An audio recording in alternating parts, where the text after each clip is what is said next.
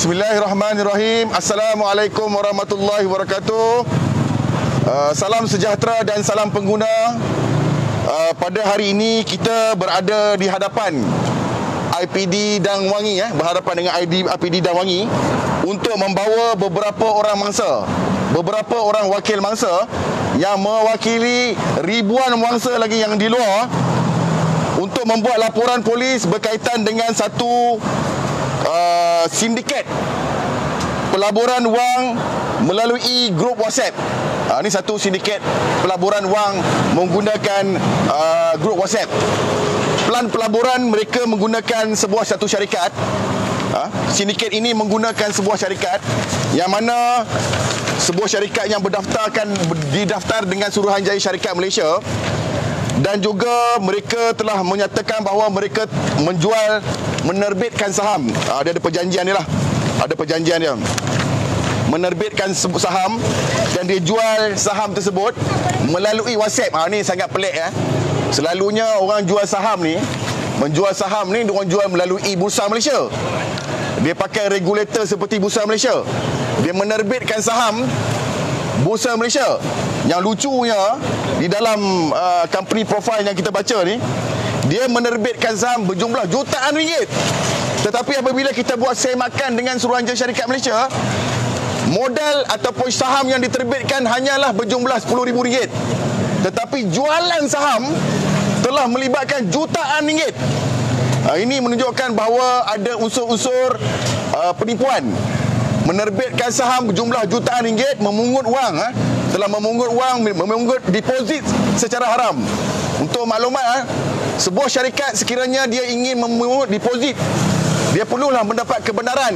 Apabila dia nak menerbitkan saham lebih daripada 50 orang, dia perlu mendapat kebenaran daripada Suruhanjaya Security. Malangnya syarikat penyangak ni yang menggunakan topeng Suruhanjaya Syarikat Malaysia telah menerbitkan saham tanpa mendapat kebenaran daripada Suruhanjaya Security dan menjual kepada publik dengan jumlah yang begitu banyak. Pada kita ini niatnya adalah untuk memperdaya mangsa-mangsa dan menggunakan mekanisme WhatsApp, dan dia menggunakan waktu PKP, Perintah Kawalan Pergerakan, untuk menarik minat mangsa. Ramai mangsa yang terpedaya, ada yang bermula daripada RM100. RM448. Dia memberikan jaminan keuntungan sebanyak 200% dalam tempoh 1 bulan. 3 bulan. 3 bulan. Lihat sekarang ni tawaran demi tawaran dilakukan oleh sindiket-sindiket di kat luar ni. Saya nampak semakin menjadi-jadi, dan saya merasa amat bingung kenapa sebahagian besar masyarakat kita yang begitu mudah terpedaya dengan sindiket yang menawarkan satu tawaran yang tidak wujud.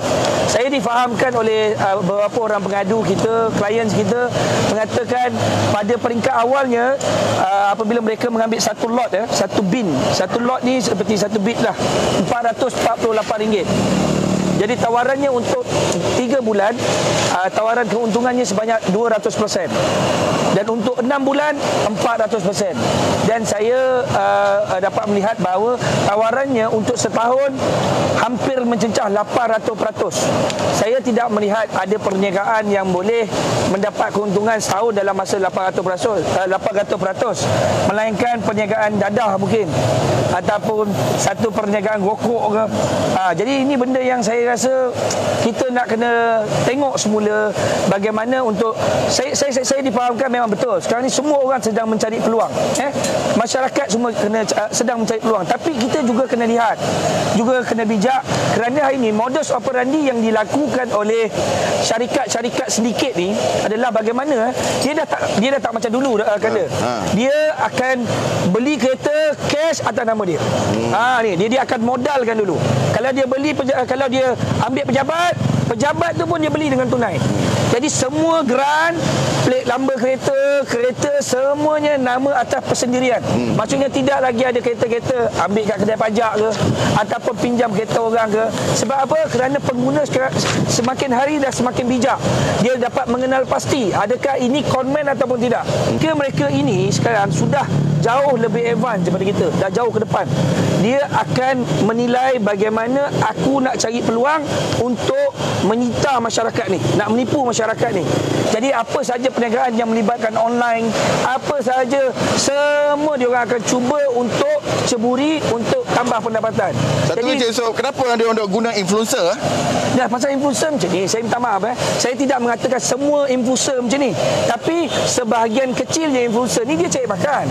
Dia cari makan, dia cari pendapatan, dia macam pelakon. Pelakon ni bila dibayar gaji, maka dia akan pergilah berlakon. Dan berlakon tu kan satu drama, jadi lakonan. Jadi dia dibayar gaji untuk menyebarkan. Ya mungkin dia tak, saya nampak kemungkinan besar influencer dia tak tahu apa-apa. Melainkan influencer kalau secara jelas dia berkenaan tawaran judi ke apa ataupun judi online, itu memang bodoh lah kalau dia tak tahu. Tapi ini saya nampak dia menunjukkan satu peluang perniagaan. Jadi dapat pula gaji biasa kalau pergi berlakon. Contoh mungkin satu scene 1,500, 700 mungkin kalau yang popular ni.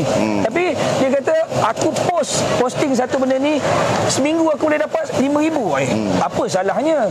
Jadi benda-benda begini saya lihat influencer juga kena lihat tentang pengaruh anda yang mempengaruhi masyarakat. Sebab apa?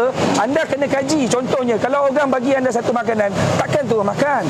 Anda kena tengok lah. Tak pernah jumpa pun, tak pernah kenal pun, mesti ada kontrak. Ini main ambil, main pakai sebat je, main pergi sebarkan, ramai dah orang kena tipu.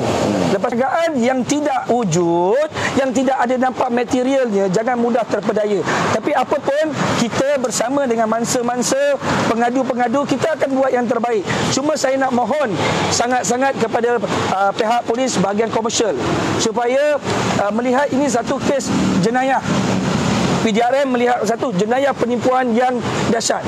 Tak boleh lihat macam komersial, civil case, tak boleh. Sebab dekat sini kita nampak dia ada mastermind dia. Masuk kepada akaun mana, dia memang boleh pergi kepada 420. Boleh pergi, betul kan? Boleh pergi pada 420. Jadi benda ini tolong jangan ambil mudah. Dan laporan polis ini akan berangkai. Saya difahamkan hampir 1,200 orang 1,200 orang pengguna yang ditipu. Okey, kita faham mereka telah ditipu dan saya tahu sebahagian dalam PDRM mengatakan kenapalah korang ni tak bijak, kenapalah korang tak ambil peduli pasal benda ni. Tapi macam ni, ini kes sudah ada laporan. Mahu atau tidak mahu, pihak polis kena terima laporan dan tolong buat kerja, bantu mereka dan tolong tangkap penyamun ni. Sebab apa? Kalau kita biarkan dia berada di luar, dia akan berluasa, dia akan menyebarkan virus lebih besar daripada COVID.